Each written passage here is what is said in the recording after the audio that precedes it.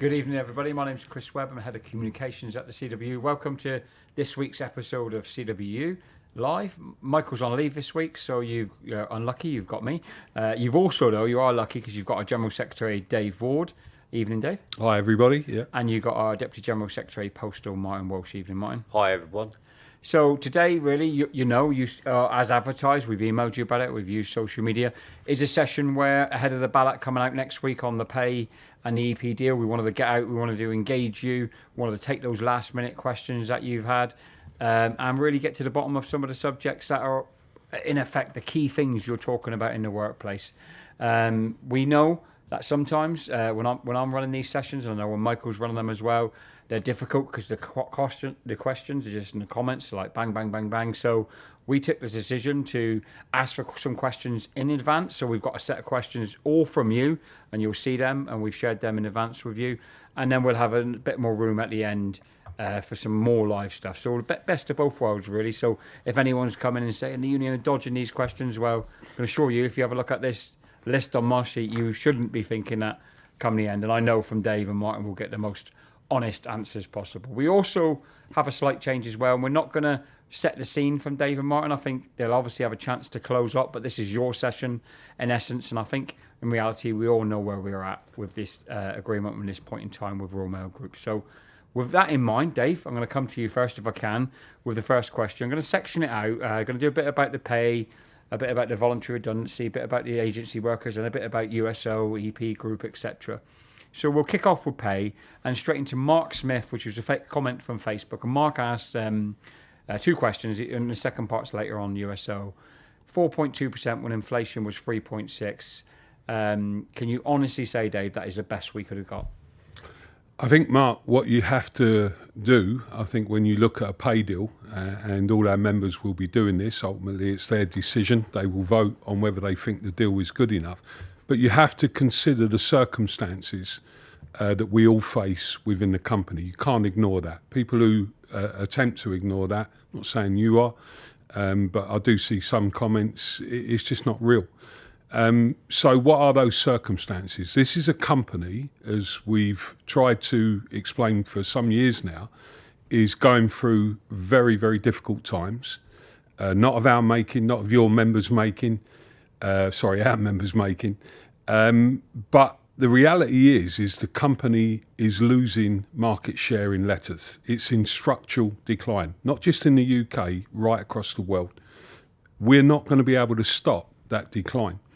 The problem becomes greater when you consider where the parcel market is, and virtually every company that is competing with Royal Mail in the UK, unfortunately, chooses to use the gig economy model, a much lower payment model overall than what Royal Mail uses. So it's hard in those circumstances. Now, we're not saying that as an excuse for Royal Mail. You've heard us time and time again criticise the company. What they did previously, the previous board that have resigned recently, was totally and utterly disgraceful. And we'll never forget that. You'll never forget it. And they should never forget it. Most of them, if not all of them now, have moved on. And they left a lot of damage in this company. But those other circumstances are really, really challenging. So an illustration of that, Royal Mail this year, their profits, they'll be announced probably in the next 3 or 4 weeks. Their profits at most are likely to be about £20 million. That's on a £9 billion turnover company. The pay deal, Martin will probably go through some of this at some point, is going to be over 3 years in excess of a cost of £800 million. So against all of that, 4.2%, which is above inflation, as you said, is a good deal. The executive believe that. More importantly, in terms of doing a 3-year deal, we're doing that against the background of a company that's not that stable. So getting a guarantee of at least inflation in year 2 and 3 with a clause that's beneficial to us. So if inflation goes below 2% as measured by CPI, then we will get 2% as a floor. If it goes above 3%, then we can reopen the negotiations at that point. If you look at the other aspects of the deal, which is a totally reshaped benefits package that sits on top of the pay, which has been negotiated with EP in the original deal, includes a new employee collective benefit trust. Obviously, that's dependent on whether or not the company makes profit in the future, but at least we'll trap some of that money on an ongoing basis. A new incentive scheme that Martin and the team are working on that has to be real for you, has to produce money. No point in doing that if it isn't going to do that, achieve that. And a completely different approach that's going to be developed around realistic opportunities for overtime. Not the way it's set out now, but really, opportunities if people want to be able to earn in additional money. I know that's hard, but some people do need that. So look at it in that light. The final point I would say is also that we have said this is a no strings deal. What we mean by that is that there's no operational change tagged to this deal, to the 3 years. That will be dealt with separately. The USO change, Martin and the team have got Royal Mail, well actually it was EP that agreed to split the two. That would have never happened under the previous board. And we've now got the opportunity to deal with the USO in its own right, where we'll be looking for additional benefits for our members, particularly in terms of attendance patterns, Saturdays off, as a result of that change. So if you take all of that into account, that's why the executive were unanimous in saying, in those circumstances, this is a good deal. Thanks, Dave. Spot on. I'm going to skip to Julian Cross if I can, because Julian, Martin, I come to you, and also take Julian's with Rob Underwood's as well, if I could, team. So Julian Cross has said, please explain why you can't do a 1 year pay deal, why you've done a 1 year pay deal, I think is what he's trying to say, when you don't know what inflation will be next year or the year after. And Rob Underwood is saying, my question would be, why agree a 3 year deal at a lower rate than what would be looked at, and only that rate is only going to be looked at if it's more favourable to Royal Mail. The 4.2 on offer, balanced against previous deals, is not acceptable given bonuses delivered to managers on the back of a hard work. I want to talk about I want to separate the managerial bonus bit of that question, because I want to come back on you both on that shortly. But quite a few members are asking if it was the right tactic from us to agree a long-term pay deal. If this company turned round in a couple of years, we could potentially have asked for more. And people are wondering if we've sold ourselves short and we should be going and negotiating a straight 1 year pay deal. Martin?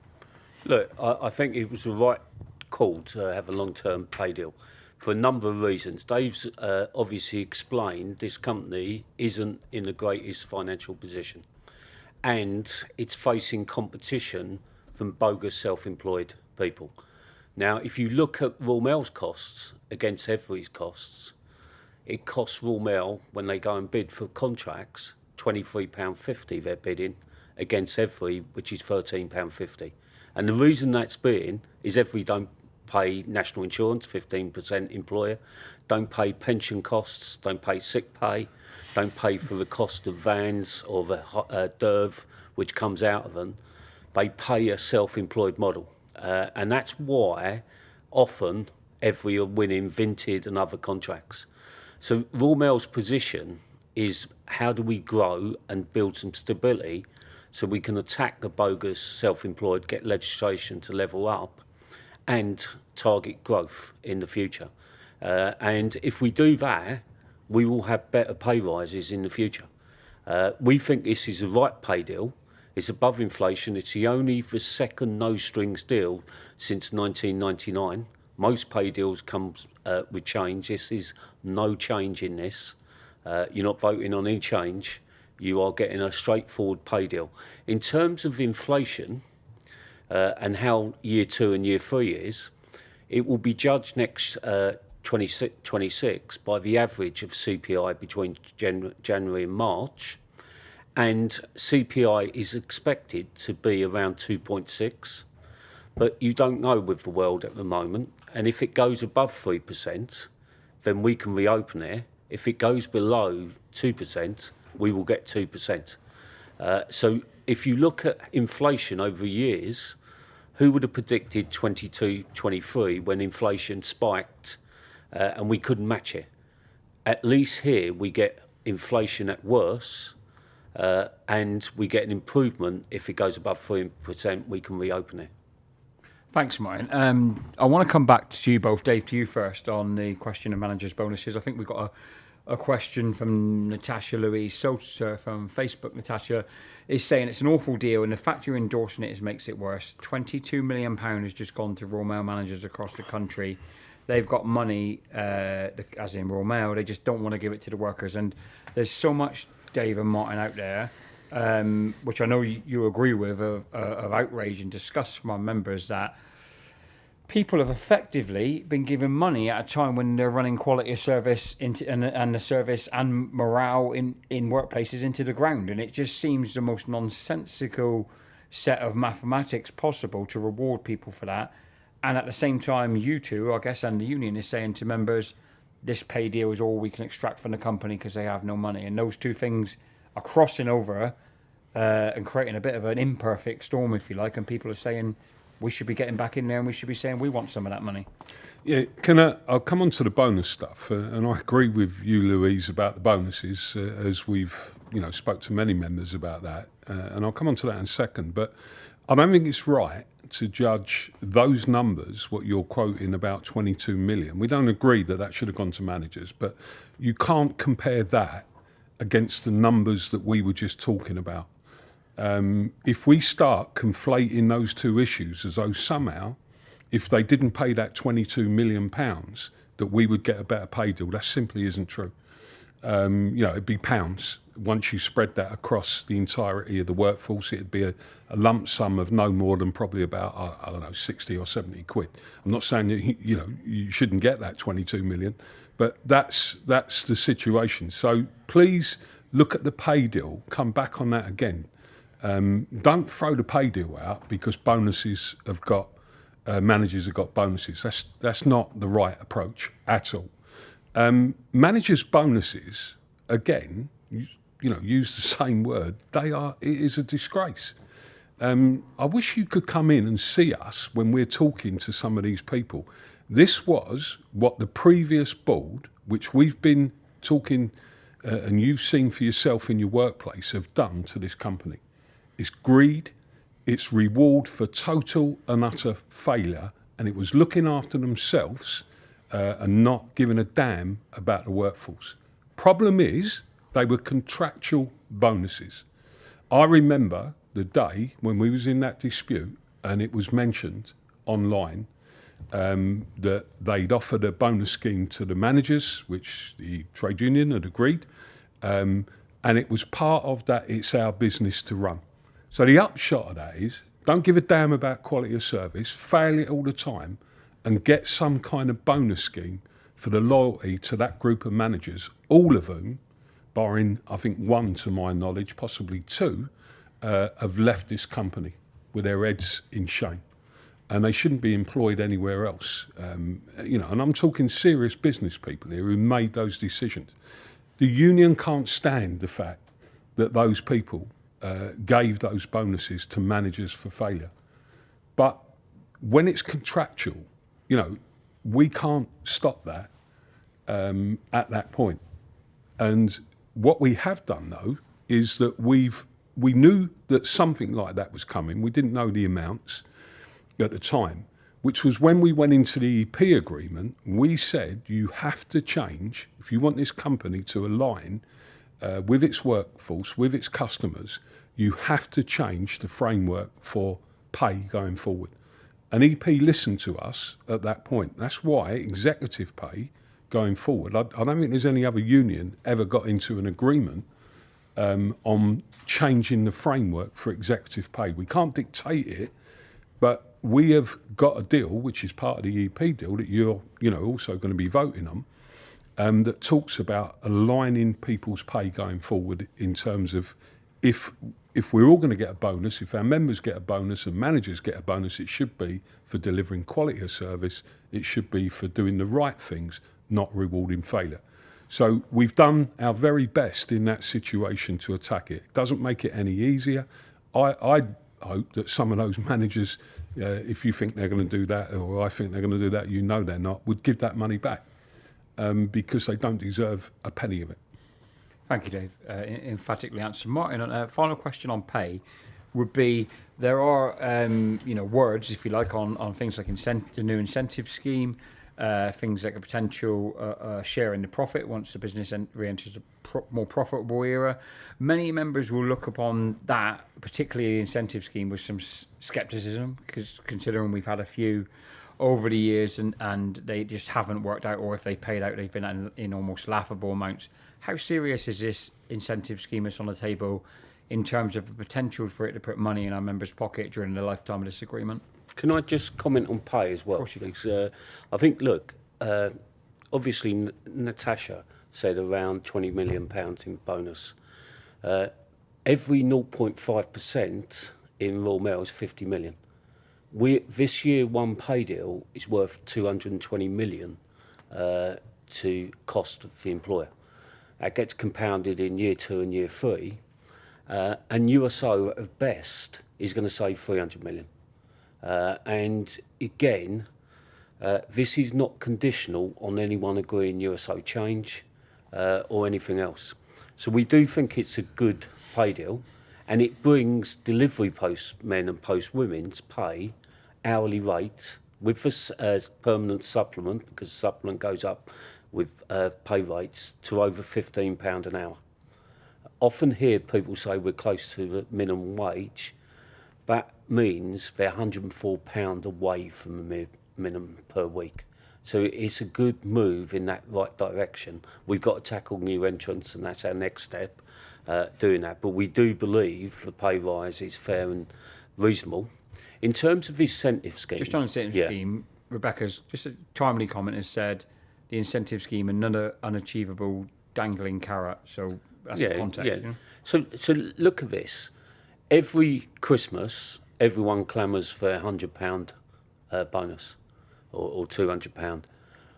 £100 of that come from a bonus scheme called the XIWM bonus scheme.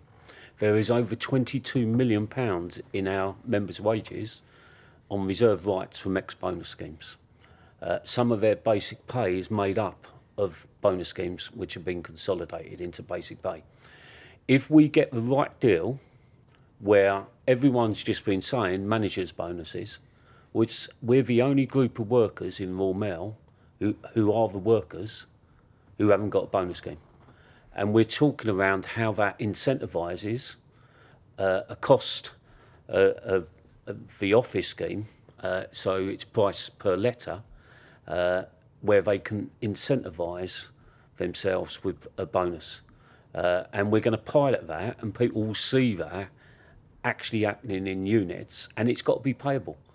And our aspiration is, if everyone in the UK was getting a certain amount, why wouldn't we consolidate each year into basic pay, that bonus scheme? So we've got an aspiration for our members to earn over and above basically what they get in a weekly wage packet, over and above what they get in overtime, but to have a chance to improve their productivity and receive a payment for it. Thanks, Mike. Dave, I want to talk about the ballot just for a couple of minutes, if you like. So members have now seen, we've put out a video on how they can vote, the simplicity of the process. I think the vast majority of people get that. We had a good session with our branches today.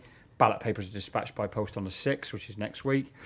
So back end of next week, they'll be getting their papers, if you like. So some questions. One that has arisen is yourself and Martin have obviously come and they've presented this pay deal as a no strings attached pay deal.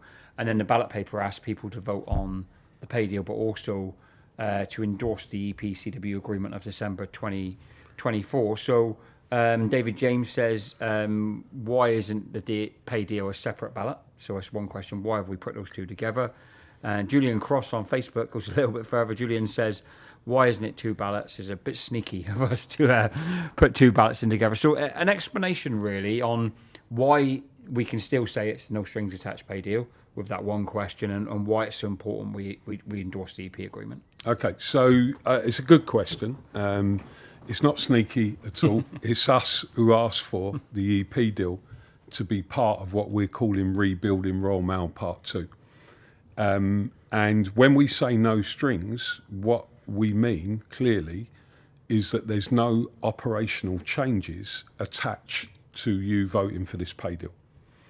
What there is the Rebuilding Royal Mail Deal Part 1 that we agreed with EP back on the 18th of December. That agreement had a condition in it that it wasn't live unless they actually became the actual owners of the company. That didn't take place because of all the things that went on until the 2nd of June. And we believe that anybody who reads that agreement, we don't believe there's a paragraph in that agreement that isn't beneficial for our members to support, given that we now know you're not voting on whether or not EP should be the owners. We can't vote on that, can't veto that. What we can do is say how are they going to behave and what are they going to do when they're here. I would urge every single member of the CWU to read that agreement, read the pay agreement. There's a link in the insert that will come out in your ballot papers that gives you the opportunity to look at both of them. This is, without doubt, a groundbreaking agreement. We've called it that because there will be no other agreement in the UK where a takeover takes place that has the strength and the points in it in the way that we've managed to negotiate with EP. It restores the job security, legal protections. Bear in mind the previous group ripped them up. It restores them in a way that talks about the future direction of the company. So our big fear always, obviously one of them is compulsory redundancies. We've got commitments around that linked to the USO as well. So there's no issues that we believe will arise with that. But at the same time, our concern has always been, as we've said to you previously, and we have to keep this in our mind all the time, people would want to, who run this company, the previous board, turn Royal Mail into the gig economy model. And every time that we fought against that, and we've got companies to sign up to that ultimately, that is a big thing in the market that we're in. And we've managed to do that again with the EP deal. There's the government coming in, taking a golden share for the first time since privatisation, where they will now have a role within Royal Mail. It's not going to be a day-to-day role, but it gives us, and the protections that are listed in that are all set out within that document. The government have also agreed, as part of a radical change to the governance. This doesn't exist in the UK. The way that the company will now be run is totally different under this arrangement, where the union will sit on an advisory board with EP to advise the board in advance of all decisions, big decisions that the board will make. That is changing what's known as the Articles of Association of how a private company operates. We negotiated that deal as a new model of governance in conjunction with the government, in conjunction with EP. And, I'm going to say to you, one of the reasons why we want that deal in is because we know there's a lot of managers in Royal Mail who don't like it. There's all these Section 5 commitments. We touched upon the cost of this. There's a commitment to equalise new entrants' terms and conditions. It's linked to timescales, 6 months, 3 months and 6 months after the transaction, which we've stuck to, they've stuck to. We used that to separate the deal. We tested them on that, and we've now got to get into that. That will cost Royal Mail a lot more money, by the way, so add that into the equation at some point. And, Martin's got lots of other stuff in there that's going to improve and reverse things that have been going on. This is why this agreement is the foundation of our future. We cannot allow Royal Mail to walk away from this. And the best way of doing that is to get our members to vote on it. And the best way to hold EP to account, for any of you that understandably may still have concerns, is to vote on that deal. And that's why it's part of the deal. So it's not a string, it's something that we've asked for, not the company. Thanks, Dave. That's really good, mate. And I think it's emphatically explained it there. Martin, I want to take on sort of a group, if you like, of questions of people who would just say, well, I'm voting no, or vote no, and you're going to have to just get back around the table.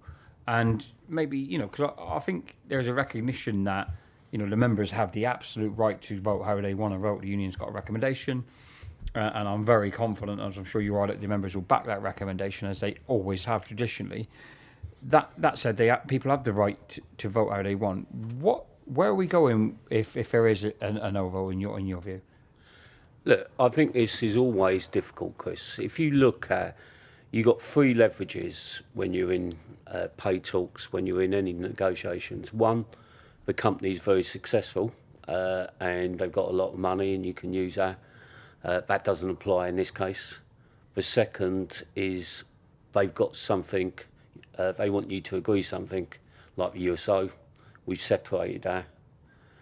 And the third is we know our members are going to back us in a row. And again, I'm not so sure that's there on pay. So we do believe this is the best negotiated deal. Dave mentioned equalisation of basically new entrants is an additional cost over and above the pay rise. The VR terms, obviously improving, is a cost. Improvements of sick pay, which is part of the negotiations, is a cost. Also, the incentive scheme will be a cost. And also improvements of overtime and SA are a cost. So this is a package when you look at this, and the USO, the best Royal Mail are going to do under this new option is probably 50% of what their previous plan was. Thanks, Martin. Dave and Martin, I want to come on to the subject of new entrants.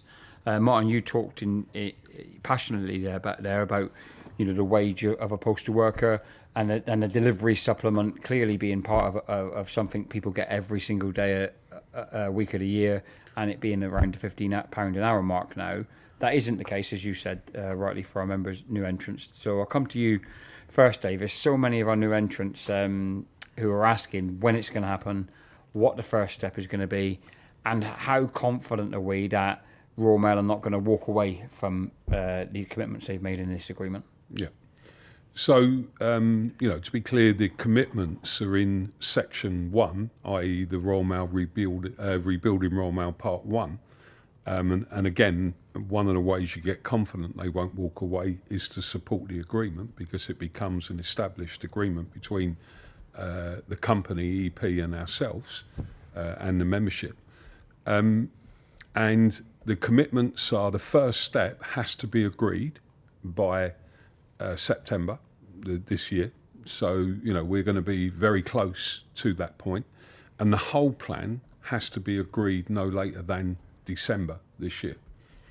Now, equalisation is very rare, if never been done before, to reverse a situation where a company, which happens in loads and loads of companies across the UK, unfortunately, in our case, it was imposed. We've managed to get Royal Mail, as part of recognising the mistakes they made, to reverse that as a commitment. Now we've got to deal with the detail. Truthfully, Martin and the team were negotiating in quite some detail on that. EP come in. I don't think EP trusted the numbers that they were seeing. I'm talking about the numbers from the company. The information needed to be looked at. They asked for time, and they asked for time based on the commitments that are in the original deal. And of course, as part of that, we said to them, well, we're going to have to split the USO. That wasn't progressing at that point in time beyond the pilots. Hopefully we'll get a chance, Martin will be able to update people on that today. So we're confident that we will get it. How it's done and when it's done is set by those two timescales I've just explained.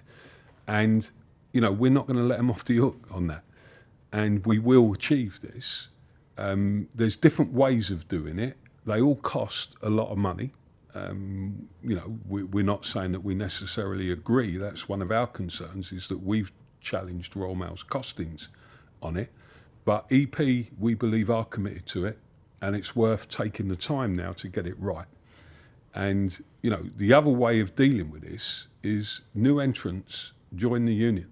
You know, if some of you are on there today who have not joined the union, join the union. There's a great chance of us doing this quicker the more people that actually join the union. We know also that we've got to go back to when this started. So we're looking at moving people who have been on these conditions for some time. It's pay, it's working hours, it's paid meal reliefs, all of those things. You know, when we get this, this will be an excellent outcome for us and almost unprecedented in the UK, where companies reverse these type of decisions that they unfortunately imposed a couple of years back. Thanks, Dave. Martin, I guess it's a similar theme with, you know, Dave's pointed out and members in the comments are saying it's a revolving door. People are just can't, literally, some people are saying they actually enjoying the job but just literally cannot afford to live on those wages. Other people are saying that they can get a comparably much easier, less physical job for the same wage. And the worry is if we don't sort this, that group of workers becomes bigger and bigger, and at some point Royal Mail come and they don't look to equalise up, they'll look to equalise down. So how confident are you we're going to get this done, and your message to new entrants? I think we are confident we're going to get this done, but it's not going to be done overnight. I think we would have never got this agreement with the old Royal Mail board. This is EP who've given an absolute commitment to equalise the pay, terms and conditions and new entrants in incremental steps over an agreed period of time, with the first step being in September. And it's important to recognise the differences between new entrants and legacy staff. The actual weekly wage, albeit they're paid monthly, is only £4 difference.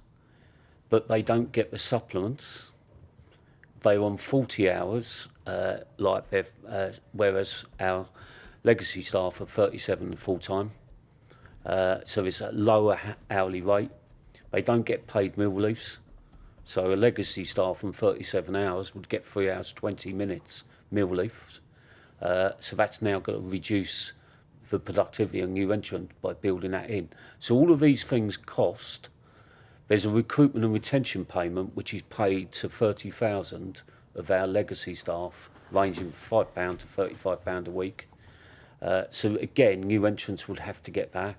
And new entrants on a flat London waiting rate, whereas the legacy staff on the London waiting rate in inner London is £18.67 per hour. So these are things where it's not going to be done overnight, but what are our priorities? How do we do it? And those people who've been in the longest, so there's 146 new entrants who's got more than 2 years service. There's over 4,000 with 18 months to 2 years. They should get equalised quicker than someone who started, say, last week. And those are the talks we're going through. If they were to equalise everyone overnight, it would cost 183 million, more than 3.5% on the pay bill. They're not going to do that.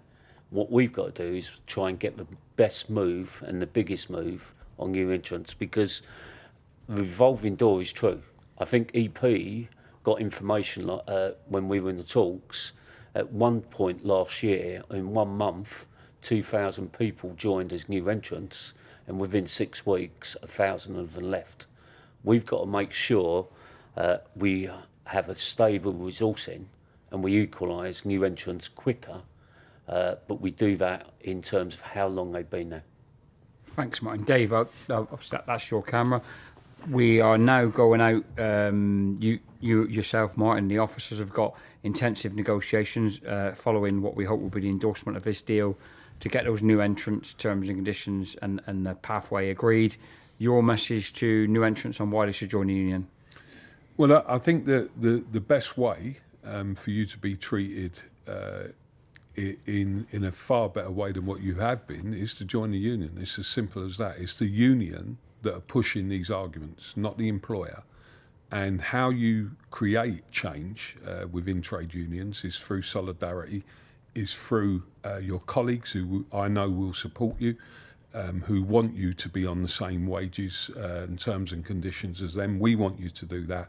We fought for this It's us who's pushed this argument very, very strongly, and clearly it's essential for the future success of Royal Mail that they treat new entrants in a better way, else they won't keep staff, and then the company doesn't succeed. So, for all those reasons, join the trade union, and we achieve those outcomes in a much better way for you and for everybody else.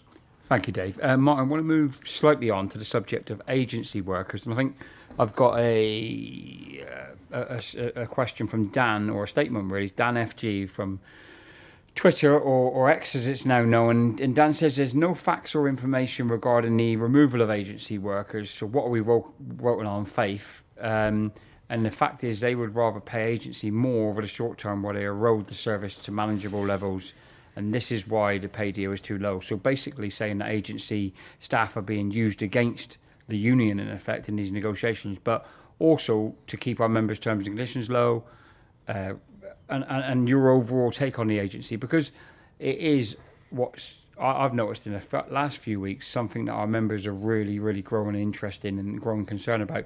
Lots of comments, for example, about these big parcel hubs, which are just filled full of agency workers. And there's also from our members questions in confidence of can the union deal with this? So a few questions, if you don't mind. Yeah, look, there's three types of reasons why agency are used. The first, lazy management, easier to introduce agency. The second, which is worrying, agency are working against areas our members won't work. And the third is agency are being used ahead of USO deployment to reduce the numbers of voluntary redundancies and numbers of surplus. Now, what we've committed to is there's 7,500 full-time equivalents of agency staff across Royal Mail. And where there's an agency worker been in more than 13 weeks, we can have that debate with management, say that should be a part-time job going to full-time, or someone transfer in against that duty. Now, there will be targets to achieve a reduction in agency. Every divisional rep, every ROD will be challenged to reduce agencies, and the first review is October. We should be reducing agency and funding improvements in overtime. So the agency worker doesn't get the improvements in pay, the agency gets £30 an hour. And if we were to reduce the agency, that should fund some of the improvements in overtime. Equally, there's a debate with our members. I know at weekends, ever since the way forward, when we went from double time and on Saturday, we've got agency working. In certain distribution hubs, we've got agency working because people don't want to work there. We've got to change that mindset. When I first come in the job in 1985, I didn't have a choice of where I was going to work in. The workload drove my attendance. And I think that discussion should be having, we should have Royal Mail people instead of agency on good terms and conditions, especially if we equalise full terms. So we got a plan on agency. Every time an agency worker's got more than 13 weeks, we should be switching them off and getting a part-timer made up or someone transferring into that job. That's spot on, Dave. I know you're going to want to come in on the agency, and I think Martin's given a really emphatic answer there, so do appreciate that, man. Royal Mail own and God. Like, this is like, I don't want to use the word dodgy, but I'm going to, let's use the word. It's just, it's clearly something set up to undermine collectivism, undermine union, undermine the culture of our members, if you like. So they actually have this insane thing where they will not commit to, giving our members more contractual hours, better overtime rates, SAs, the things that, when you're going to be negotiating in the next phase of this agreement, but they'll continue to have that resource which they control, and I guess with one eye on things like strikes, things like rows with the union, etc. Yeah. How important is it we deal with this now, right now? So again, I'd urge the members understand Dan's point that we don't agree the pay deal's too low, because we're saying it's a good pay deal, but your point is valid about agencies. See the words that have been achieved with Martin and the team in the Section 2 part of this deal on agencies. There's never been a stronger commitment, and I'm going to say it again, that commitment is there, not because of Royal Mail, who were running the show. It's because EP have come in and have actually looked at some of this and can't make sense of it. Why would you keep recruiting agencies? Martin's explained some of the issues that are a little bit of our own making that we're going to have to address. But overall, this is fundamentally wrong. We have to put better overtime and scheduled attendance rates for our own workers. And one of the ways of doing that is to look at the costs of agencies. And as Martin said, it's the disease of the UK. It happens in virtually every main company, any big company, and it's wrong. It's part of the gig economy type of debate where they treat, it's not against the agency workers. Some of these agency workers should have the opportunity to come and pick up jobs on a permanent basis. That's what we would want, where those jobs are available. But to keep them in an agency, they're just paying the agency the fee. And the worker doesn't get anything like that money. So we're asking for the full numbers to come out. Now, you mentioned Angard. This has run for some years. And you said, call it dodgy. I think we're entitled to question what Angard is about. To go into more detail on it, the previous board wouldn't entertain even letting you see some of this stuff. We want to see who's on the board. If there are managers in Royal Mail who are on the board of Angard and getting paid separately for doing that work, then I think that's a question. How has it developed? What is its purpose as a board? Now, they would argue that by doing it that way, they'll do it more effectively than going through a separate agency. Neither of these things are right.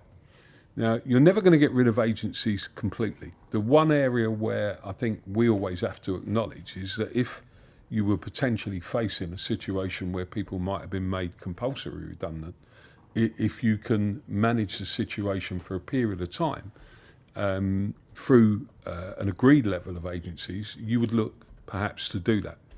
So, I'm going to repeat, please read the agreement. There's lots of comments on here about, this is wrong, that's wrong. If you look at this agreement, there's never been a stronger set of words that this union's achieved to review this whole situation and put the money back where it needs to be in our own members' pockets. Thanks, Dave. Martin, I want to be relatively swift on this one because I do want to get to the USO because we've got loads of comments here and I know you want to give the members a bit of an update as well. But voluntary redundancy, we've got a question from Paul Knox, which I'll put to you, but I think it'd be good and members to give a bit of clarity for the people who haven't had a chance yet to read the agreement for you to go through what the new terms are and what level of improvement that is on the old ones. And also Paul Knox is asking, how will VR work? He knows it's on a seniority basis, but will every office have one or two staff being given the opportunity, or will it be based on a sort of office by office basis? So back in 2022, Simon Thompson and the management team at that point removed the old terms of MTSF. And they also said MTSF wasn't covered for new entrants. Now, clearly, what they introduced is instead of up to 2 years money, up to 9 months. And we were determined to improve on that, but we were always a balance between how much money you pay for people to go and how much money you pay for keeping people to stay. And we think we've got the right balance. The first thing we've done is people over 64 and a half do not get the full terms. So now we've removed the tapering, so anyone who's over 64 and a half, if they've done the service, they will get the full terms. The second is we've increased up to 9 months to 52 weeks. And we've also increased the minimum someone can get from 8 to 13 weeks. And we've increased the multiplier, so more people get the maximum from 2 to 2.5. So we think we've done a reasonable deal on VR. In terms of how you get it, when I come on to the USO, there are going to be less job losses under the new option.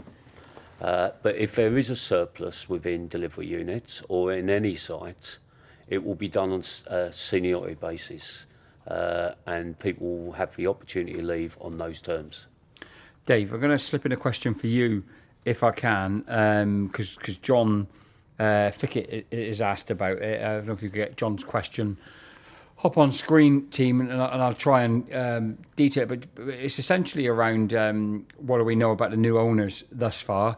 And he said his managers have been going out and about, and John's saying that's not for no reason. So we've seen EP senior people out and about on delivery. We've seen them in the processing centre. Sure, they've enjoyed that very, very, very much. But that's a good thing in many senses that they're actually showing that level of interest, that level of engagement. Your sort of initial feeling, because people obviously there's a level of natural scepticism about this. Royal Mail into foreign ownership for the first time ever. Are they going to abide by the commitments made? Your take on those initial feelings about engagement with EP Group? Yeah, I think it's a good question, John. Our view at the moment, we never trust any employer, whoever that is, wherever they come from. But we are very clear that we've got no reason up to this stage to actually say anything negative about what EP Group have done. We will continue to base that on the reality of whether they live by the commitments that they've agreed. They are interesting. Our view, again, I think they're a lot sharper than the management team that we had previously. I think they were amazed when we started to talk to them about some of the things that have been going on, and I think they are committed to rebuilding this company. One question that was posed quite a lot in the media was that these guys were asset strippers. No one can ever be 100% certain that that isn't true, but what we would say is the previous regime were definitely asset strippers. We've got the guarantees here that protect against asset stripping like no other union would have achieved in these type of circumstances or has ever achieved. Let's see how it develops. They, in our view, have a totally different view of how to run the business. They want to be able to trust the workforce. They recognise that what's going on in workplaces now created by the previous management regime is not good enough. I think you will see the company run in a different way. It's not going to happen overnight because Royal Mail's got thousands of offices and workers, and there's some fundamental problems, particularly with the way the company is run at local level. We all know that, quality of service failures. I think they get the fact that the only route to future success is to build trust with the workforce, to give the workers trust in being the judge of what workload is and what it isn't going forward. And the only way they're going to grow the company is through the workforce being on board and for us all finding a way of working together to grow the company. Their business plan is being put together. They're going through that in stages. They obviously have some priorities. There'll be investment in there. We believe there has been investment in the workforce under this deal that wouldn't have been there under the previous deal. There'll be investment in the market. I think where they are so much sharper than what we've seen previously is in their assessment of the market that Royal Mail's working in. Really interestingly, they're not writing off completely the letter market. What they've seen is what we've been saying, which is there is potential to turn that infrastructure into other things. And I think they recognise the social value. They've agreed, we'll launch that soon, a new mission statement that recognises Royal Mail has a social value as well. Bear in mind here that they've reached an agreement with the UK government on this as well. And that's why that was very important for us. So we've got no reason at this point to not trust them. We've got some very interesting conversations going up. And I think what we're all very clear on is that this is a better potential to rebuild this company than what we had under the previous people that were going nowhere. Thanks, Dave. That's brilliant. Martin, I want to come on to the USO. And as I said to you guys earlier, and I said to everyone watching, we asked on I think it was Facebook and on X, for members' questions and on the agreement, on where we are, and to be accredited to members, I guess the vast majority of questions were about the USO and about what's going on in the workplace. So it shows a level of interest. Prior to going in that, Martin, I know you wanted to give members a hot off the press update, if you like. I mean, there's been a lot of noise, isn't there, about the union potentially not being able to move Royal Mail from their original plan, not having any influence. You've been speaking to Royal Mail this week. You want to give members a bit of an update? Yeah, can I just say about EP? They asked us where to go on the pilots, and we gave them a number of sites. We also gave them some other sites. So, for example, I was in Liverpool South last week and wasn't too impressed with how the management were. And one of them are now going to Liverpool South because they've listened to us. They want to understand where that unit is. And they want to buy into a reset of employee and industrial relations. So I don't think it's a bad thing them getting out. No. Where are we on the USO? So in December, we agreed to run a pilot on the optimised delivery model, and we agreed to look at the method change approach of 4 into 3. We've only deployed 35 pilots out of those 37, and there's probably about 5 car crashes. There's a group of offices, if there's more duties go back in, it may work. There's another group where smaller units seem to be working, but there's a surplus in there. And there's some which have just recently deployed. I don't think we have any confidence you could roll out that to 1,200 offices and be successful. So we're now looking at a different model, and we are in negotiations over a different model which allows people to stay on their same duties. And we will be meeting the divisional reps and the PE on Monday, where we're going through that, including a potential pilot of further units. But we also committed to fixing the 35 pilots which have been deployed. And they will have the option to go into the new model. This new model allows for options of every other Saturday, but also shorter Saturdays. So we're going to give options. It will also allow a discussion around start times, finishing times. It doesn't allow absorption going forward. And it also means there's got to be data validation. I've heard lots of people say around frame moves. Every method would need frame moves. Just moving frames doesn't mean they get deployed. We are in negotiations around when issues are going to be deployed, what is the agreement, but it's important if we're going to move on this, that we pilot this new method, which will work in other units, and the executive and the divisional reps get briefed on Monday. Obviously, want to respect our executive, particularly rights, and then obviously you're going to want to meet the div reps, as you say, and the branches. So not going to ask you any further detail on that, except to say, is it something members should take confidence from the fact that there's a lot of noise about they're going to do what they want anyway, and that it isn't playing out that way. It's not playing like that. I've heard it's coming in, etc. It's not coming in. It will only come in with an agreement, and we're going to pilot some more sites. This is a major change. Without USO change, this company's going to get in financial problems, going to get worse.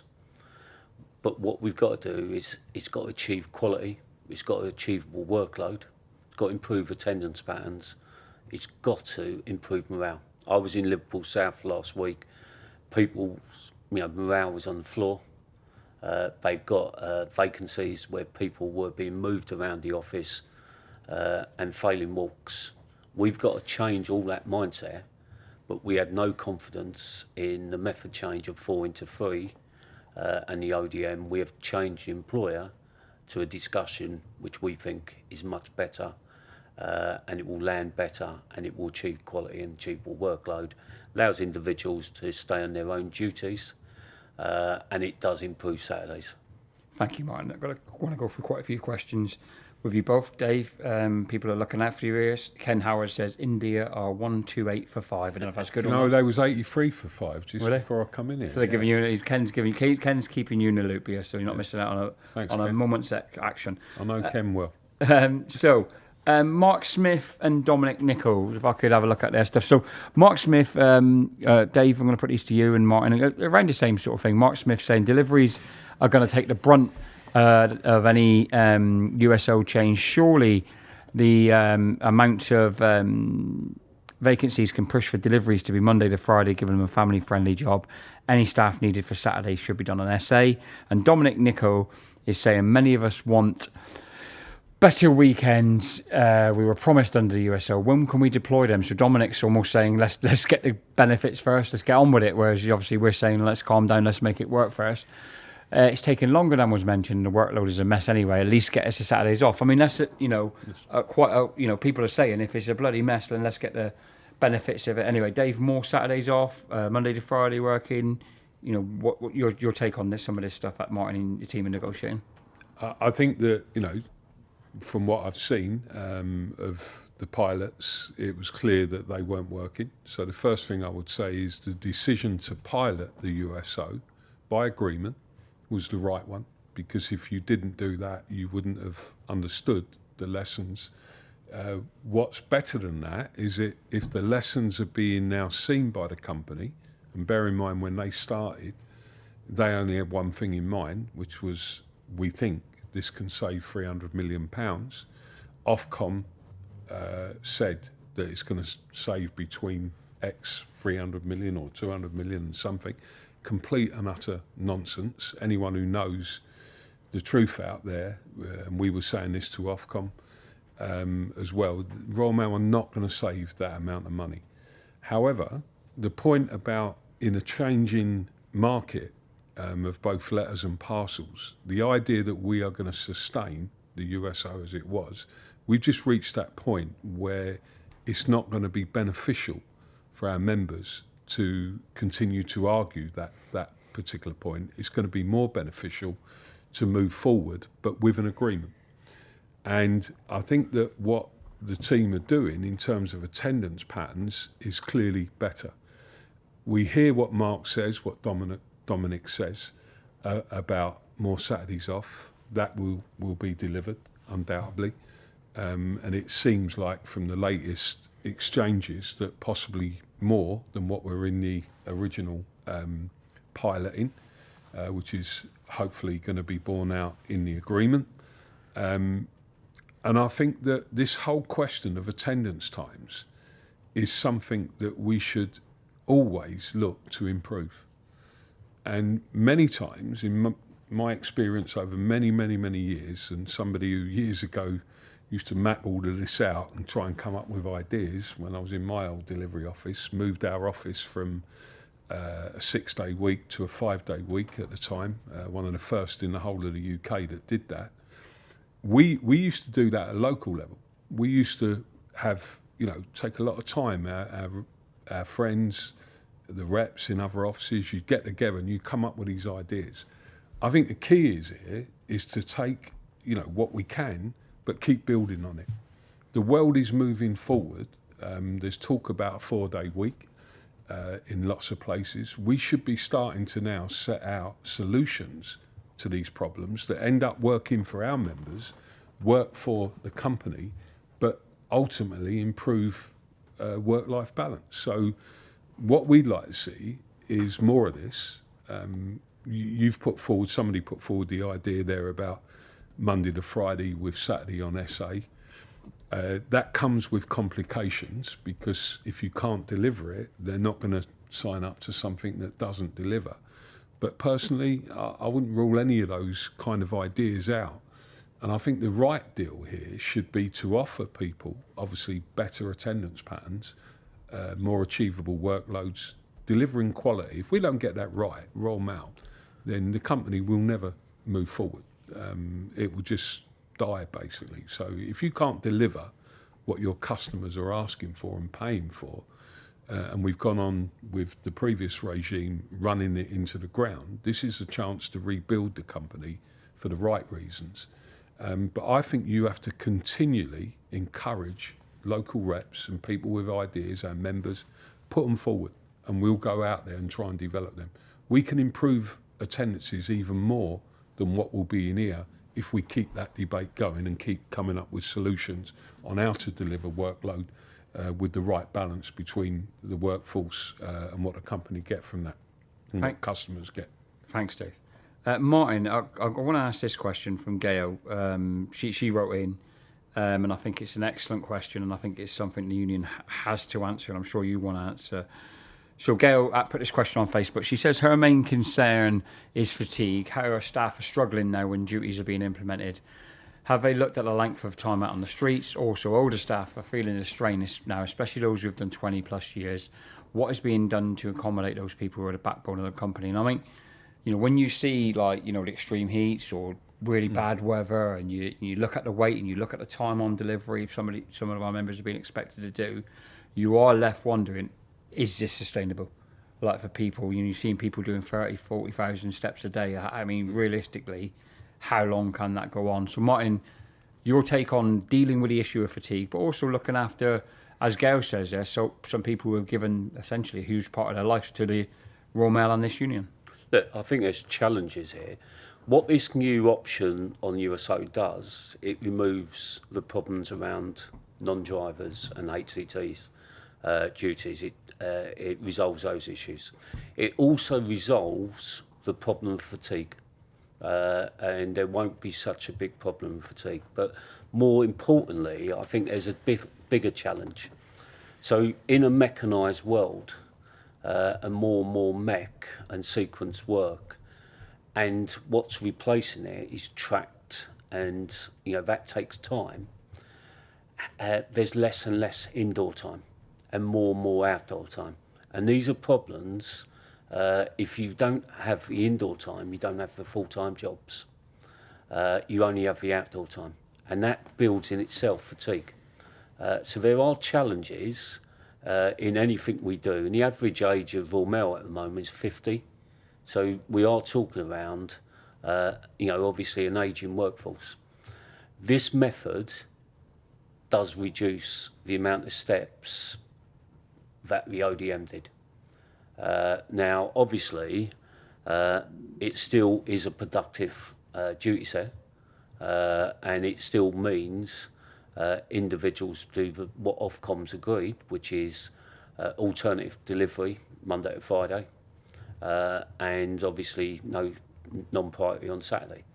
So clearly it does that, but we think it's a better method, what we call a heavy and light model, and therefore we're going to pursue that.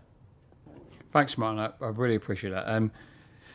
Dave Ogden's got a really good question, and I think it's almost like it feels very heartfelt that you've written in, Dave, and it covers so many subjects. I know you'll want to come back at them. So Dave Ogden from Facebook says, my question is, after years of mismanagement and no regard for its workforces, are things really going to improve? Basically, more work to do, i.e. more parcels delivered, more customer collections, special deliveries, boxes to empty, longer travel times to duties due to congestion on roads, reward paid to managers, directors, shareholders when company says it has no money. We should have been offered at least 6-7%, if not more. The amount of fatigue we have to suffer and the amount we still have to do, I'm feeling really undervalued, I'm afraid, just my opinion, which you are very much entitled to, Dave. But Dave's captured there like a lot of the challenges and a lot of the feeling, I guess, of like despondency with the previous board, with the previous senior management team, and some of the challenges we face. Your message is someone like Dave who puts it across in an eloquent way and a constructive way, but is effectively saying we need some help. Yeah, look, Dave, I think we've dealt with pay. We've gone into that in some detail, and the members will decide on pay. So, I'm not kind of seeing your point there on pay because we've explained our position. On everything else you've said, you're right. This company has suffered because the people who were running it had no vision. The people who were running it during that dispute got locked into an obsessive thing about destroying this union and not resolving the issues. But sitting alongside that is these wider challenges of the job is changing. It has to change. It's changing. A postal worker's job is changing right across the world for all the reasons you know. That throws up all of the things that you're talking about. And what we're trying to do is to turn this company back to a company that looks after its workers, that puts its workers in a place of trust, that believes in its workforce again, and that gives us a chance to rebuild. But it might mean doing different things, because it isn't going to be doing the things we did before. And that's where, I would urge you to read, and other members again, read the original deal. We're calling that the foundation of the future, rebuilding Royal Mail with EP. Because a lot of what you're talking about in terms of how we need to change the way everything is currently run by management is in that deal.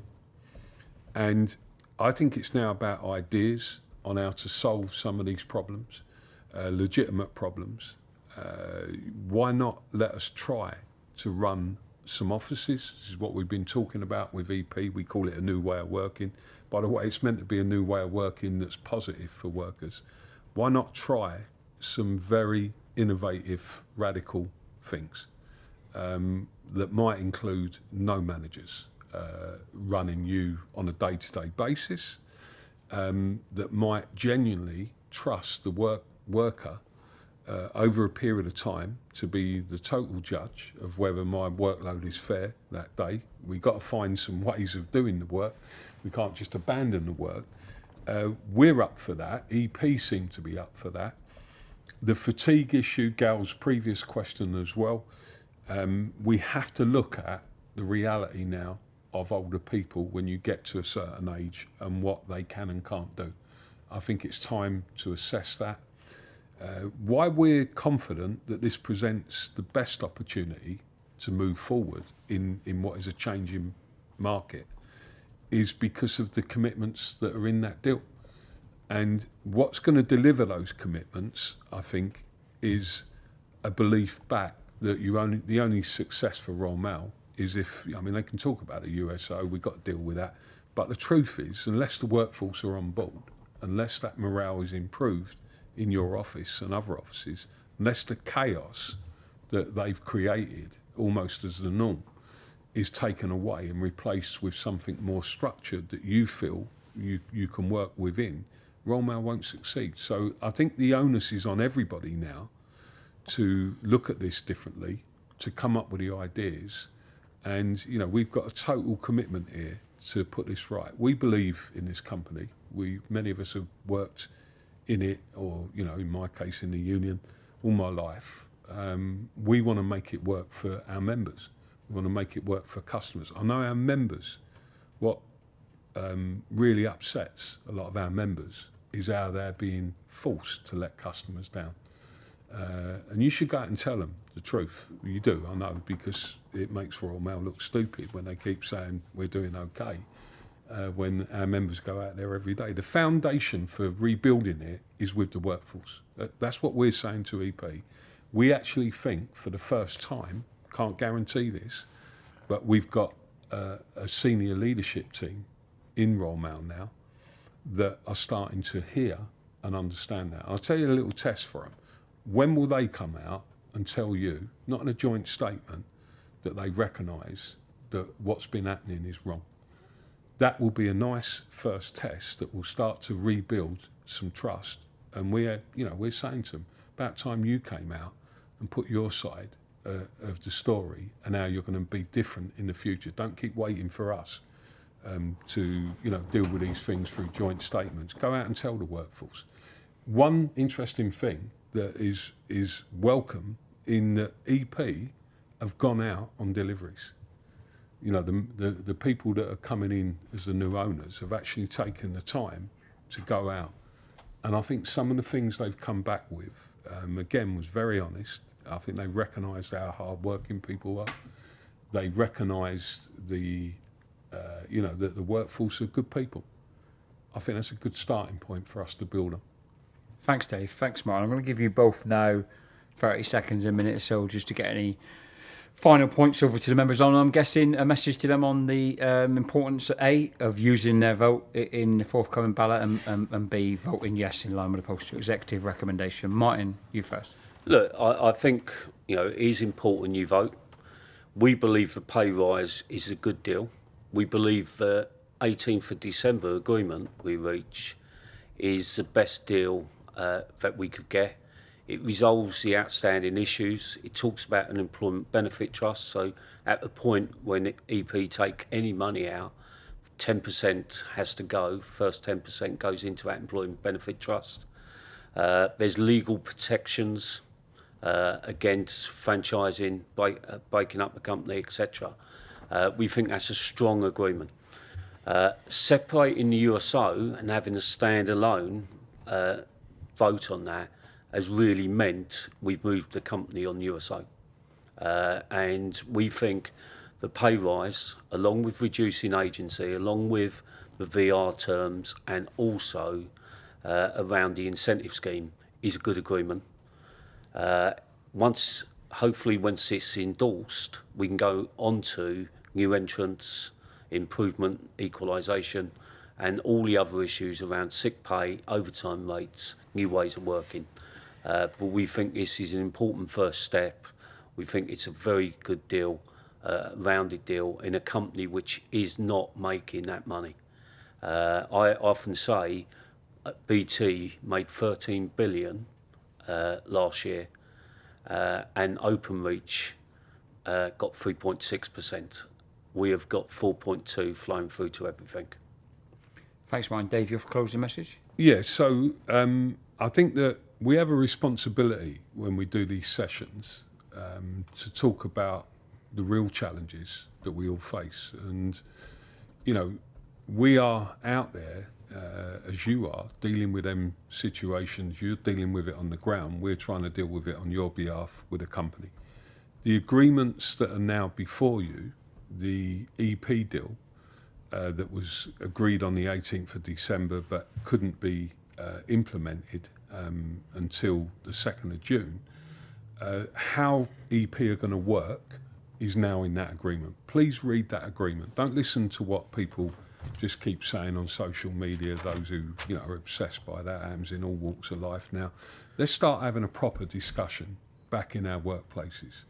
Let's get all the good people in there to at least have an informed debate when you vote. Whatever way you vote, that's up to our members. You know that we're recommending these deals, but you have your right to vote. That's a great thing, great opportunity for you to participate. But let's also think about the opportunities that may exist now to rebuild Royal Mail in what we all know is a challenging environment. And I think if you read those two agreements, and there's more to come in how we're dealing with these things, there's a few things that you'll recognise. One, this union is strong.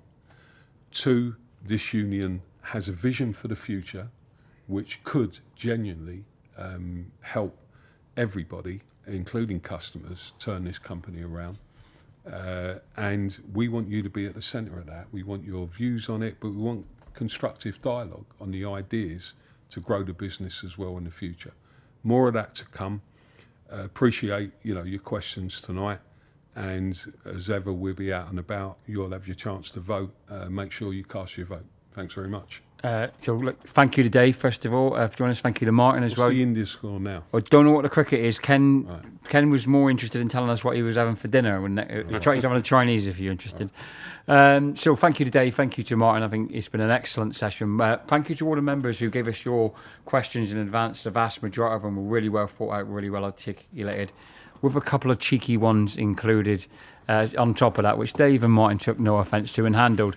What I would say is you don't see any other union or any other union leaders doing sessions like this where you can come on and literally ask us anything and you'll get those honesty in the replies. As Dave and Martin have said, the key thing here is to use your vote. The postal executive is recommending that you vote yes. Ballot papers dispatched next Tuesday. Let's get the biggest return possible because workplace and union democracy is so important. But that's it from us, guys. We'll see you soon and have a good rest of the evening, and let's hope England get a couple more wickets for Dave.